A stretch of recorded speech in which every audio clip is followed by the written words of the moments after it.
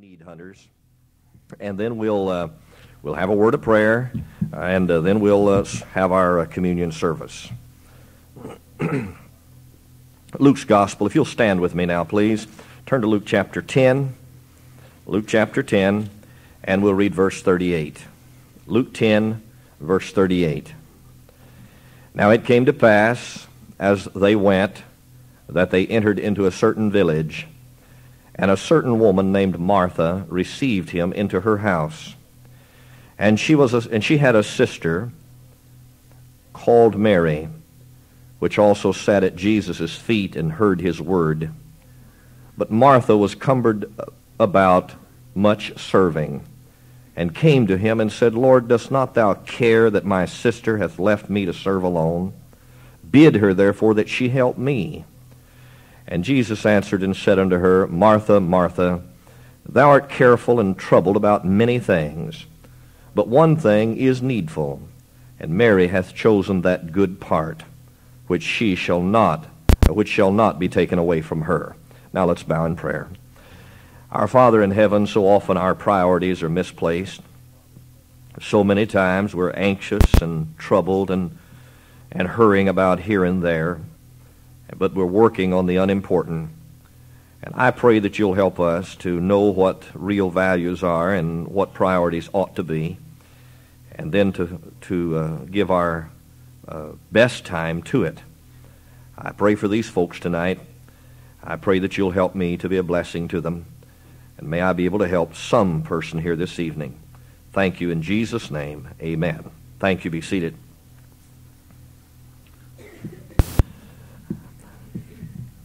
You have no idea how it makes you feel when you go back to your office and you'll find a little note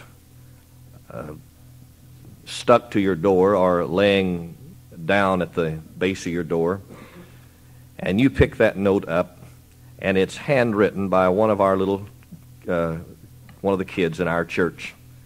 Usually they draw a picture of a church, and they'll draw the pulpit, and they'll draw Pastor Blue, and they'll put P-A-S-T-E-R, Pastor Blue, and they'll spell blue anyway but the color that it is. And then they'll write, you're the best preacher in the whole world. And I like that. As a matter of fact, I like it so much, I get to depending on it. And I realize that when that is happening, that the person who does that is not only fulfilling a need in his or her life, but they're also fulfilling a need in my life. Because, like you, I need to be needed. Now, we all need to be needed. I think one of the criticisms in that unhappy people level at churches is they don't need me down there anymore. And folks leave because they feel they are no longer needed. And I guess one of the major things we cry out for, our heart cries out for, is a need to be needed. One of the problems of getting old, and I haven't reached that yet, but one of the old people tell me this, one of the problems of getting old is a sense or a fear of no longer being needed. Many senior citizens feel they are no longer needed. They don't need me anymore. They took my class from me. They don't want me in the choir anymore. They won't let me work in the nursery. They don't need me. I assure you folks, everybody here is needed. You are needed, and you are wanted. But, I think the devil gets the advantage of us many times and causes us to perhaps withdraw and sometimes get bitter because we feel that we are no longer needed. Now, you mothers remember how when your kids were at home growing up and you complained about the clothes hamper being full all the time? You could never get that thing emptied. Now, some of you are still there because you're raising kids, and it was not uncommon, I'm telling you the truth, it was not uncommon in one day to find 8 to 10 towels in the hamper put in that day. I mean, one kid would go in and take a shower, and he'd get one towel and dry his body, and get the other one and dry his hair. And that's 2 towels. And then the next one would come in, and on that went. And I mean, you would find in one day, 8 to 10 towels used in one day. Now, never would you find wash rags used, but lots of towels, right? And you remember that? And you'd try together, and I'd see my wife. She used to come through. She'd have this quilt, and it would be rolled. I mean, this big quilt or sheet, and it would be full of something, and she'd have it around her shoulder. And I would say, "Where are you going?" I thought maybe she's running away from home or something, and taking her belongings with her. And she'd say, "I'm headed for the washroom. This is today's washing." Every day it was that way. And you used to complain, "I'll be glad when I don't have to put up with this anymore." And then finally all the kids left, and you kind of go in there and just kind of stand around and look at that empty hamper and wish it could be filled one more time. And my wife, just yesterday, she came out. She had a big towel full of dirty clothes. She says, "Would you see?" Lisa, she said, Lisa's only been home a week, and look at this. But you know what? I think she liked it a little bit. I really do. Nobody likes to get to where they're not needed anymore. As a matter of fact, we like for situations to be a little troublesome to us. It's no fun for life to be so easy it's unimportant. You don't mind getting your hands dirty if you feel you're needed. A lot of fellows will stand around. A car is being worked on, and the guy will roll up his sleeves and he'll get in there. He doesn't mind getting dirty. Why? He's being needed. And so mothers who complained about the clothes hamper and the dirty dishes in the sink, you're not glad now it's empty, are you? As a matter of fact, you probably walk in the bedroom and say, "I wish my boy or girl would come back and mess this room up again." And sure enough, John came back, and it's been a mess ever since. See? But that's all right. That's all right. My mother used to tell me, she'd say, when I was a kid, I can't imagine my mother ever getting upset with me, but she did. And she said that she'd get upset with me and gripe and complain. And my granddad used to say, "Now he's walking on your toes now. He'll be walking on your heart one of these days." And I think that I think of my wife's mother, Mrs. Smithson. Now, she worked hard for many years, and worked at the hospital and cared for people, and did that for 20-something years until finally she had to quit because of bad health. What a sorry ending, to work all your life, and then after 20 years you have to quit because of bad health. I mean, that's, won't you be glad when you get to heaven and this all gets straightened out? But the thing I remember about her is she got pride in her cooking, and she's always trying to force people to eat. I mean, if I ever had a complaint about her, she's always trying to get me to eat what I didn't want. And she'd just keep dishing it up, and she wouldn't eat. She'd put everybody be sitting around. She'd get the plates there, and everybody, and you'd just get your plate empty, and she'd be right back filling it up, Now, she really wasn't that concerned about my health. She was concerned about somebody needing the food she cooked. I mean, that's her self-worth. She needed to be needed. And, when you get to where you can't sew for anybody else, and you can't fix for anybody else, and you can't cook for anybody else, finally you get to where, I don't know what I'm worth anymore. We have to feel needed some way. Now, that's good. That's the way it ought to be. And everybody faces eventually the feeling of not being needed. Kids, teenagers. Well, that's why kids commit suicide. Nobody needs me anymore. That's why they feel depressed. Nobody needs me anymore. That's why folks many times quit churches. They don't need me anymore. That's why divorce so many times takes place. I mean, the happiest wife, I believe, is the one who feels the most needed. I mean, when a man or a lot of folks say, "Well, you don't need me anymore." You see? Now, you know what the person's doing? They're griping, but they're crying out and saying, "I need to be needed." That's all it is. And many times in our search to be needed, we go about it the wrong way. We gripe. "Well, they don't need me anymore." We complain. "You don't need me," you see. And we're trying to force people to need us. Now, you cannot make people need you by griping.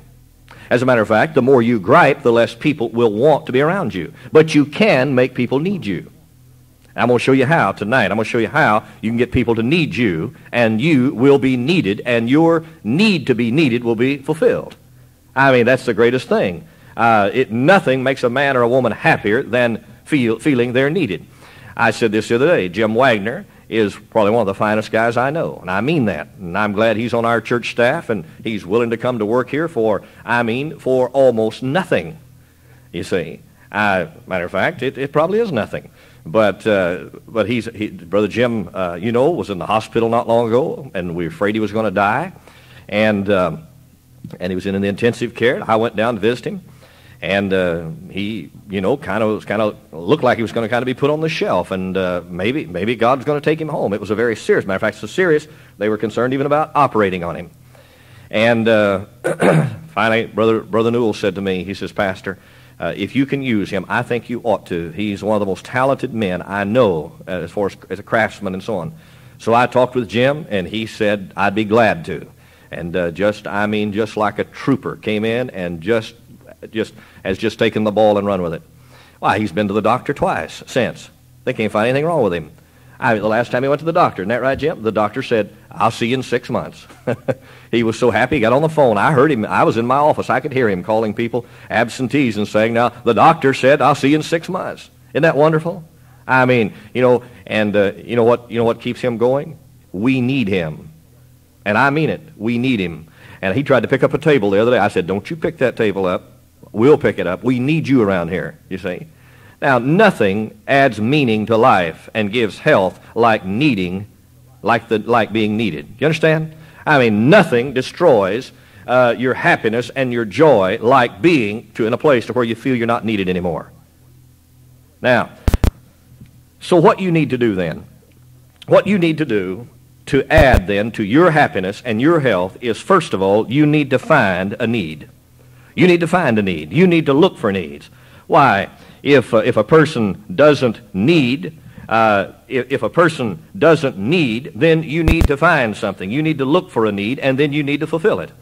I think of Jerry Lynch. One day I was sitting in my office this summer, and I looked out here, and Jerry had worked all night at the paper company, and he came down here and worked, I guess, 12 or 13 hours. I don't know. I went home. But he was still here working in the yard, hauling bark, raking leaves, cutting shrubbery. Now, I don't know if anybody asked him or not. I don't know. I didn't ask him. And I know nobody paid him. They better not have paid him. But I do know this. He worked and worked and worked and worked. I have an idea. He looked around and he said, "This place is a mess. They need somebody to come in here and cut the lawn and rake the leaves and scatter the bark." And he said, "I'm going to do it." Now, that's what I'm talking about. I'm just simply saying, here's a fellow that was observant, looked around and saw a need and said, "I'm going to take care of it." And he did take care of it. I think of Jerry Lundquist. Jerry Lundquist came down here. I didn't invite him, didn't ask him to do it. He came down here, swept the entire parking lot, went down and bought a spray gun, painted all the lines in the parking lot, painted all the green paint, painted the visitor spaces, did every bit of it. Why? Well, he saw a need and he took care of it. You'd be surprised. A lot of folks say, "Well, I just don't know what needs to be done." Look around. Find something that needs to be done. Don't give me this idea. Don't give me this. Nothing. There's nothing to do. Why? There's more work here than 100 people could do. And so these folks go out and they do it. Dick Kimball. Dick Kimball has been here for years working on automobiles. And every week, one of the old vehicles is broken down. If it isn't a church vehicle, it's a church member coming in. But Brother Dick, it's not uncommon for him to come to me and say, "Pastor, is there anything I can do?" And he'll find a car that needs to be fixed or a bus that needs to be fixed, and he works on it. Now listen, you could find hundreds of things every week to do if you looked for them. But a lot of folks, I'm not as hot on counseling as a lot of folks think I am. I think most of counseling is far overrated. I don't know in the years that I've been here how many folks we've had a nervous breakdown. I don't know of any. You know what would take care of a nervous breakdown? You know what would take care of the fact that you can't sleep? You know what would take care of your misery? if you would just listen to what I am telling you and find a need and do something for somebody else, and you won't even have time to think about yourself. That's your problem. Get your mind off of yourself. You know who the unhappy people are? The people who are looking at their problems and constantly analyzing their problems. Why? If you just get your mind off of yourself, you wouldn't have time to worry about any problems. Now that's, by the way, and I won't charge you $75 an hour for that advice. But I promise you, do you know that most counseling, all it does is makes a person dependent on the counselor, and it just perpetuates the problem? You don't solve your problem by talking about your problem. You solve your problem by forgetting your problem. That's how you solve your problem. You forget it. As a man thinks, so is he. So you sit around and think, man, I'm so miserable, I'm so unhappy, nobody likes me. Well, I can understand why some folks wouldn't like you, but nevertheless, listen, you need to get your mind off of yourself and find a need and fill it, and you won't have time for a breakdown. Do you know most of the people that are whining about their problems, there are folks in this church who got far more problems than they've got. This fellow right here went down today to visit his dad, who may be dying. And he went down to visit him to be a blessing to his dad.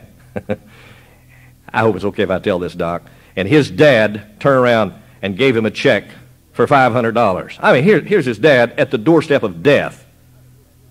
Well, not laying there griping and complaining and worried about dying. He's concerned about his son and gives him a $500 check. Think about that for a moment. How many people are going to be laying on a deathbed worried about their son and thinking about their family and trying to give a gift? The average person is there griping and complaining about their condition. And I'm just telling you, if you would find a need and go to work on it, you'd forget about 90% of your problems. You really would. You really would.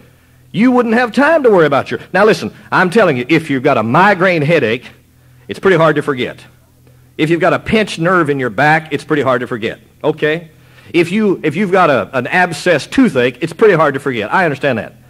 But I am talking about some of these emotional problems that most people are running around whining about. Most of those you could overcome if you'd get busy serving somebody and doing something. You'd forget them. A preacher friend of mine from Wenatchee a few years ago, he's not there anymore. I don't guess anybody would know him. But he was in Wenatchee a few years ago. He said to me, here's what he said. He said, Brother Blue, I just sit in my office and cry all the time. The guy's about 50 years old, just about the time, he's losing it. And he said, I just sit in my office and cry all the time. Now, you know what he wanted from me? He wanted sympathy. You know what I thought about him? I said, you rascal, if you'd get out of that office and get out here and go soul winning and start helping people, you wouldn't be crying. See? But he didn't see it that way. See, he's thinking about how I feel. I sat in my office. I mean, I pastor these 30 people, and they're just driving me crazy. 30 people driving you crazy? It's not your 30 people driving you crazy. It's that 8 hours a day you sit in that office and whine and worry about yourself. That's your problem. If you'd go visit the hospital or make some cookies for somebody or take some flowers to a rest home or find some of our shut-ins. As a matter of fact, we've got senior citizens who are members of this church that can't even get out of rest homes, and probably not one out of 100 people have ever come in and said, could I go visit them? Most folks don't know who they are. If they died right now, you wouldn't even know it. You wouldn't know who they were. Because you're too busy licking your own wounds. Find a need and fill it. I heard a testimony last night from somebody, I don't know who it was, talking about the deaf people. Said, I got to working with the deaf, Polly House. I got to working with the deaf people. And I love them. And she said, I wish everybody'd get involved in the deaf ministry so you could say hi to the deaf people and fellowship with them and so on. You see what happened to her? Now, I don't know, I'm not picking on her, but I'm just simply saying, see what happened to her? She got involved in something that took up her time and her mind, and pretty soon she said, hey, this is wonderful. Doing nothing is not wonderful. Retirement is not all that it's cracked up to be. It really isn't. You ever notice why most retired people go out and find jobs? Don't they? Why, sure. Fellows retired, most retired people. You know, if you retire at 65 and you don't do anything, you'll be dead at 75. God never created you to loaf. That's not why He made you. God made you to work. You see. And God made us to serve other people. So you need to, number one, you need to look for a need. Why? You could just walk around this parking lot, walk around this building. I was thinking about about a year or so ago, I'd come in, and Kay Tucker and one of our other ladies, they'd have the spray bottle and the cleaning cloth going around, cleaning up after the cleaning crew. You know, I mean, just cleaning everything. That's okay. You know, we couldn't sit in the chairs, you'd slide out, but they were clean. That Armor All will do it. Now, if you can't find a need, which I can't imagine that you couldn't, unless you're blind, but if you can't find a need, the second thing to do is to create a need. You could create a need. What you do is you create a need, and then you fill that need in the life of the person you created the need in. It's easy to do if you know what you're doing. But what happens is you create a need in a person's life, and then when you don't fulfill it, they miss it. It happens all the time. Druggers do it all the time. That's what the drug crowd does. That's how they make it. They latch onto a person. They give them some drugs, free maybe at first, or I guarantee you at bottom price. It's affordable. But you know what they're doing? They're creating a need, a dependency. And then they'll turn back around and say, now, for a little more money, we'll fill the need. Now that's the bad side of it, but the good side of it is that's just the way God works. God created an appetite, a stomach, then He meets your need. God's the one who made the stomach. God is the one who made you so that you need air and you need water. And then God turns around and fulfills the need. You need redemption, and then God says, okay, I meet the need. My God will supply all your needs. An example, for the last few years, when I walk up to this pulpit almost every Sunday morning, I find a roll of Lifesavers right here. I guess almost every Sunday. Now, Rocky Locano, I don't know when he started, but he started years ago putting a roll of Lifesavers right here for his preacher. He said, I want our people to be happy, so preacher, please use these. And so he somebody told me this morning they got soap for Christmas. Well, I guess that's okay. If you get soap and mouthwash and toothpaste, so what? Anyway, Rocky Locano for years been putting a roll of Lifesavers right here. Now, you know what? I have come to the place to where I depend on that roll of Lifesavers. And when they aren't here, I have to grab somebody at the door. I just grab somebody going through the floor and say, hey, you got any mints or anything like that? It was Roger Maynard this morning, And, but what was he doing? I don't know if he's doing it intentionally or not. But what he has done is he has created a need to be needed. And now I depend on him. I think of Leilani Hogarth. I hope she never stops thinking that her preacher's a hero. She draws me pictures and writes me notes all the time and puts them on my door. And she says, you're the best preacher in the world. You're the greatest preacher in the world. And I just say, you're the greatest kid I know, you say. I need it. Really. I mean, I could live without it, but I don't want to live without it. I need it. I didn't need it at one time because at one time I wasn't getting them and didn't need them and didn't know about them. But now, if I don't get them, I'm going to get you, you see. I mean, what happens? You get to depending on it. And you get to where you need it. And so what she's doing is she is making her preacher need her. She doesn't know it, but that's what's happening. And I need those notes. You see. And if I don't get them, I wonder if they're mad at me. Wonder what I've done, you see.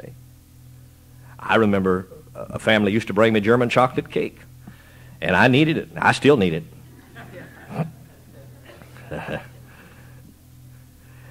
I go into my office since Mrs. Muskovic is here. She has led our girls to decorate about once a month, to decorate the entrance into my office. And they do such a good job. And this Christmas decoration was a big Christmas tree on the door, and I could hear those kids out there saying, I hope he doesn't come out, you know. And I wasn't going to come out. I'd go around the building first. I didn't want to destroy what they were doing for me. But they were putting a big Christmas tree, you know, on my door, stapling it to the door. Jim, we got a job for you. Stapling it to the door, you know. Now you're needed. And they decorated the little end basket on there, and I went out, and there's little packages of candy, all kinds of candy in there, and candy kisses glued around on the tree. Now, you know what they're doing? They're ruining me. They're creating a situation to where now, if that doesn't happen, I'm going to wonder. I guess I got the teens mad at me. You see, what is happening is they're creating a need to be needed. Pretty soon they say, hey, my preacher needs this, and I do need it. And they need to do it for the preacher. You see how it works? They need to be needed. And I need the notes. And I need the kindness. And I need you. You see? And you are needed. That's the point I'm trying to get at. And they're creating a situation that didn't exist. I mean, hey, look. There was a time I didn't need decoration on my door. I went 17 years without decoration on my door. I get by without the notes, but I don't want to get by without them. I need them now. I could get by without the Rocky. I could have gotten by without those, but I can't anymore. So pay up, buddy. Now listen, this, if you'll just get this one truth will change your life. I promise you it'll change your life. Bill Gothard, illustration, you maybe understand. He said, if you went house to house once a month giving out $20 bills, he said after 2 or 3 months, if you passed a house, somebody would come to the door and yell, where's my 20? Now what you've done is you've created a need. That's all you've done. Do you think I came to Linwood 19 years ago because people here felt they needed me? There wasn't one person in the city of Linwood or Mount Lake Terrace or Edmonds had a felt need for Ken Blue. Not one. Not one. I did not come here because they felt they needed me. I came here and said, I'm going to create a need. And I'm going to make some folks need me. And now I've got more folks and more people. Matter of fact, there are more needs right now than I can take care of. This thing's gotten out of hand. I mean, day before yesterday, I had a lady to call me, and she said, Pastor Blue, we're having a watch night fellowship at our house. She said, can you come over? There's a man here with cancer. And he's a Jew, and I don't think he's saved, and I'd like to have you to come and talk to him. I said, I can't come and talk to him. I said, we've got a meeting from 6 o'clock till 10 o'clock. She said, well, we're going to be up till midnight. I said, oh, my stars. She said, you could just come on over after 10 if you would. I said, I'll be glad to. I really wouldn't be glad to, but I said, I will. I'll do it. Now, you know what? She needed me. I'm glad she needed me. I'd hate for nobody ever call me. She needed me, so Mrs. Blue headed down the steps last night about 10:05, and I said, hold on a minute. We're going somewhere. She said, where are we going? I said, we're going to make a visit. So we got in the car and went over to the house, and the house was just full of people. And probably nobody you'd know. And we sat there, and they put a big spread of food out, and we sat around there and waited for the opportunity. And the opportunity didn't come. It's just too much going on. And finally the couple left, and she said to me, Pastor, I so wanted a situation where you could talk to them. And I said, if you'll set up the appointment, I'll go talk to them anytime. I'll do it. Now, all I'm saying is this. I didn't come here because people had a felt need. I came here, and in time, a need was created. Until now, where there are people that feel they need their pastor. This guy right here has called me a half a dozen times. Could you come down to the hospital? Would you come down and pray with my dad? Would you just come down? Sure, I will. Sure. He needs me. You understand what I'm getting at, folks? If you can't find a need, you can create a need. You can create it. I know of a preacher that His church is much larger than this. But there's a man in the church that said, you know, my preacher doesn't need to be going through here opening doors. And so what this rascal does, he waits till his pastor gets through preaching, goes out right ahead of him and opens every door for him. He says it's ridiculous. I guess. I mean, when a fellow gets to where he can't open the doors, he's handicapped, right? But that's not the point. Now, he could say to this fellow, look, you're not going to open doors for me. You know what that is? That's pride. You know, instead of him thinking about, I'm not going to let people open doors for me, he's thinking, hey, this guy's found something to fulfill a need. I was telling him about the $500 check. He said, Pastor, I had a hard time taking that from my dad. I understand that. But do you know, if he didn't, he robs his dad. And if you don't let people open doors for you, and you don't let people help you, you are robbing them of the blessing of being needed. So you forget about your pride, okay, and let people do things for you if they will. And then by all, and by the way, let me get this straight. You shouldn't be looking for people to do things for you. I mean, if I look for people to open doors for me, I'd be a rascal. I mean, that'd be wicked. But at the same time, if some guy said, hey, Pastor, I'll open the door for you. Then if I don't let him do it, I've just taken, maybe that's what he feels he can do.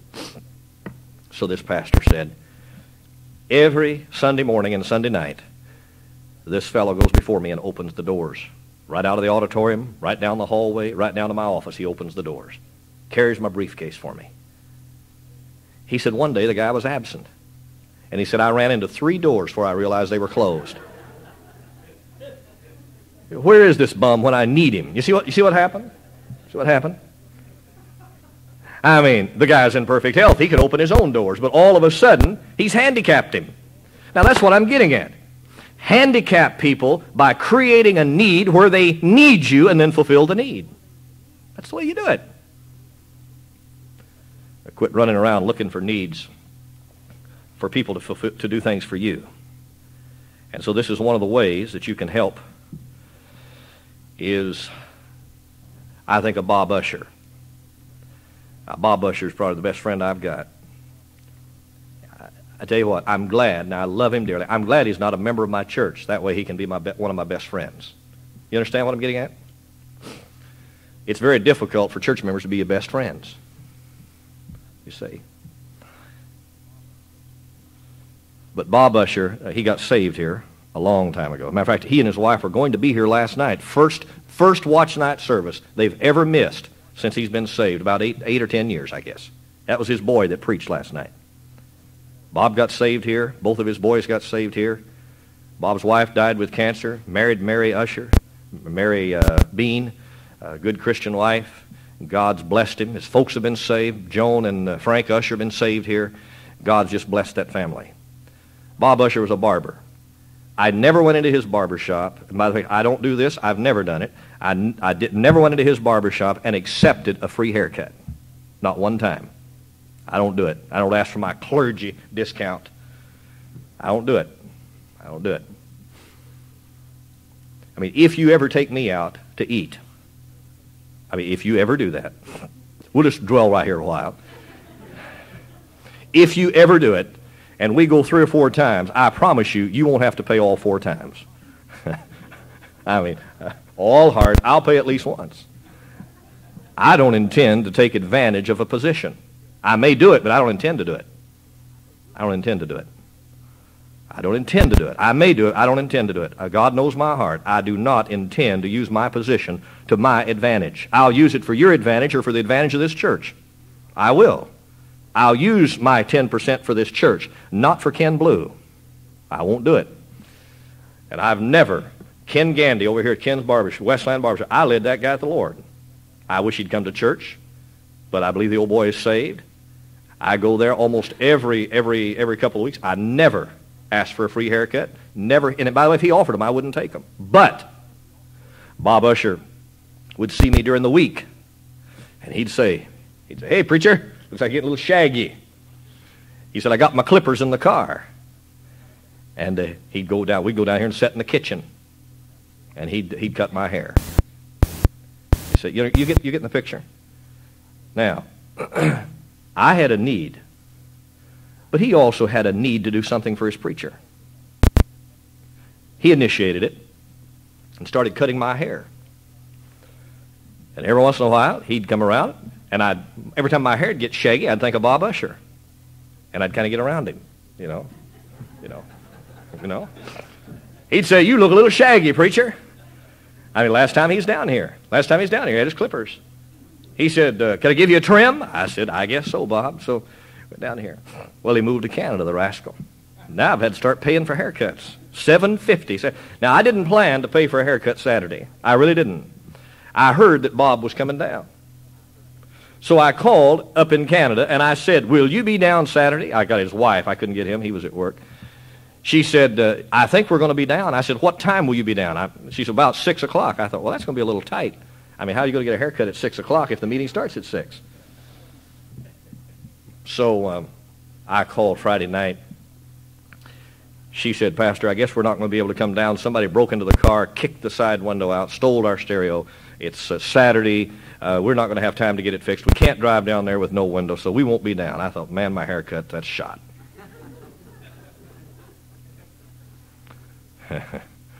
You say, what are you getting at? I'm getting at this. That fellow created a need to be needed. Then he turned around and filled the need. Do you know you could do that? You could do that. Some of you could just start helping somebody on a regular basis. Brother Newell, God bless him. Oh, Brother Newell. The most efficient man I've ever seen in my life. I mean, he gets up and goes to the bathroom at night. He makes the bed. He's the most efficient guy I've ever seen. Mr. Efficiency. I love him. I mean, I was frustrated with him for about 7 years, but I love him. Everywhere you'd try to go in this building, he'd have it locked tighter than a drum. I mean, I'd break a wrist, try to go through a door. He's got it locked. Everywhere. I mean, bathrooms locked. Janitor closets locked. I mean, just lock and key. And I said something to him one day. I said, "Man, I'm getting tired of unlocking doors after you." He says, "What, preacher? I'll unlock them for you." I felt about that high. Hear this old man having to unlock doors for me. And he went around and he made it a point to try to make sure every door was unlocked. He'd come in, unlock the doors. I got to depending on him. Until, man, when I couldn't get through a door, I was frustrated. I thought, "Where are you?" Coming up, all I'm saying is this. Number one, the need finders. One is look for needs. Look for them. They're everywhere. People need you. There are people suffering. There are folks that are dying from hurting, pain. They need friends. Some of you folks, if you just make it a goal in 1989 to break away from one of your friends and don't give up on your friend, but make a new friend. Somebody needs you. There are folks that come to this church. They've been trying to make friends. They can't find one. I mean, the huddle's too tight. They can't get in. They can't get in. I could tell you a lady right now in this church, and I would never tell you, and if you guessed it, I wouldn't tell you. She's been here for months. Still doesn't feel accepted. Now, she has some responsibility, but my, oh my, so do you. Now, you can't make everybody feel welcome, so why don't you just zero in on somebody and make them feel needed and wanted? I mean, that would be a major thing for 1989. And you'd forget all about yourself and all about your own problems and all about your unhappiness and your misery and your complaints if you just go to work and try to help somebody else. Just find a need and fill it. Secondly, if you can't find a need, create one. Just create one. Start bringing somebody cookies. Start opening the door for them. Start bringing lifesavers to your preacher. Start writing notes. Create a need. Start taking coffee to somebody every morning. Just do something at work. You fellows at work, do something for your boss if it's appropriate. Do something. Do something for the teacher. Do it on a regular basis till they get to depending on it. They get to needing it. Then you've created a need. Harley did that with candy around here for years. Really, he did. Every Sunday, he'd be giving candy to the kids until they were running around here looking for him.